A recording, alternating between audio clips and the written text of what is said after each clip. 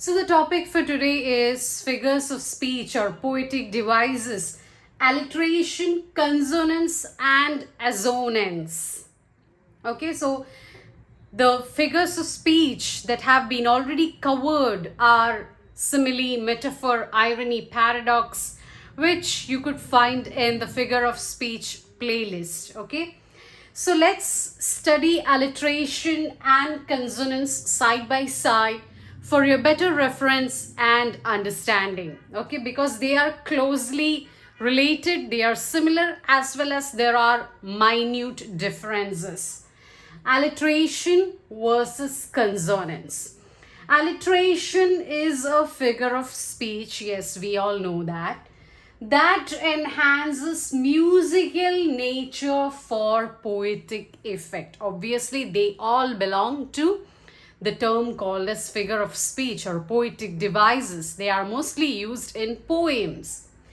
Consonance is a figure of speech that enhances musical nature for poetic effect. Okay, so what exactly is the difference between a poetic language and a prose language?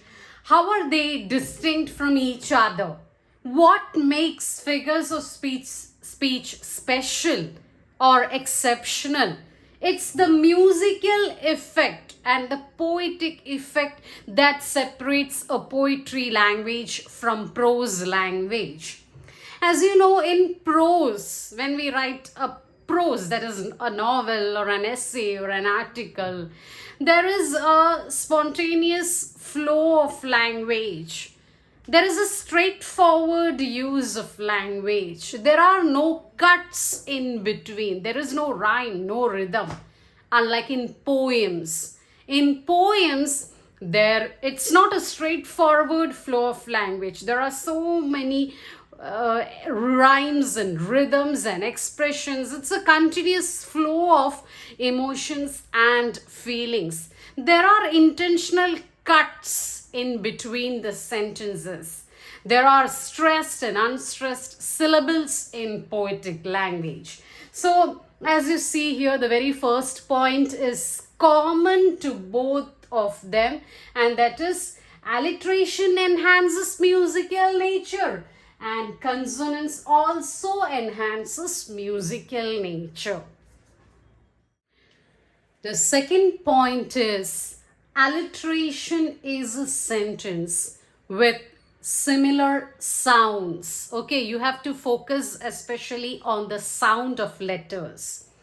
Second point in consonance is also sentence with similar sounds. So the second point is common to both similar sounds and similar sounds.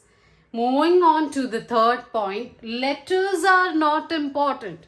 Letters or the alphabets are not important because the sound is important. The sound produced from the letters are important. You have to focus on the repetition of sound rather than on the repetition of alphabets or letters. Same alphabets do not matter, but same sound do matter in both alliteration and consonance. So the third point is again the same. Letters are not important, sound is important. There should be recurrence or repetition of sound in the letters. Okay, you'll understand it better when we move on to the fourth and fifth point. Okay, so these are the fourth and fifth points.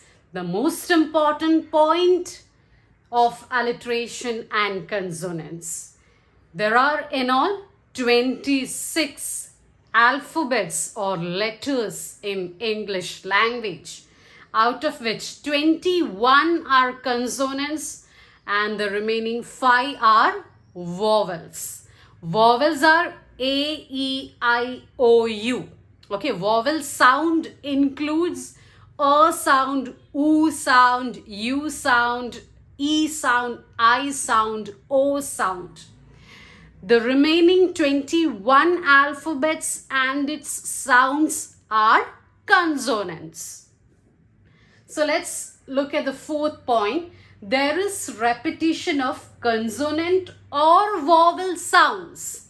In alliteration, you can find repetition or recurrence of consonant sound also and vowel sound also, but that's not the case with consonants. Okay, the word consonants itself means it's about consonant. There is repetition of only similar consonant sounds. Vowels have no role to play in consonants. It's only about the 21 consonant sounds. Whereas in alliteration, it can be consonant sound also, it can be vowel sound also. Moving on to the fifth point, alliteration is same sound at the beginning of letters or at the beginning of the words. If you find a sound that is repeating from the beginning of each word, then that is alliteration. Whereas consonants is recurring sounds at the beginning, middle, end of the words. In consonants, you will find repetition of consonant sounds. It can be in the beginning. The words can be placed in the beginning. It can be the middle. It can be the end also. Whereas alliteration, the letters should be in the beginning itself. So here are 3 examples of alliteration, 3 examples of consonants. As I specified earlier, there is repetition of consonant and vowel sound in alliteration, but in consonants there is no vowel sound. Okay, so first example is Freddy fried French fries. You can see the sound is being produced from the first letter, f, f, f, f. So that's a consonant, that's not vowel. F is not a vowel sound. Second is she sells seashells on the seashore.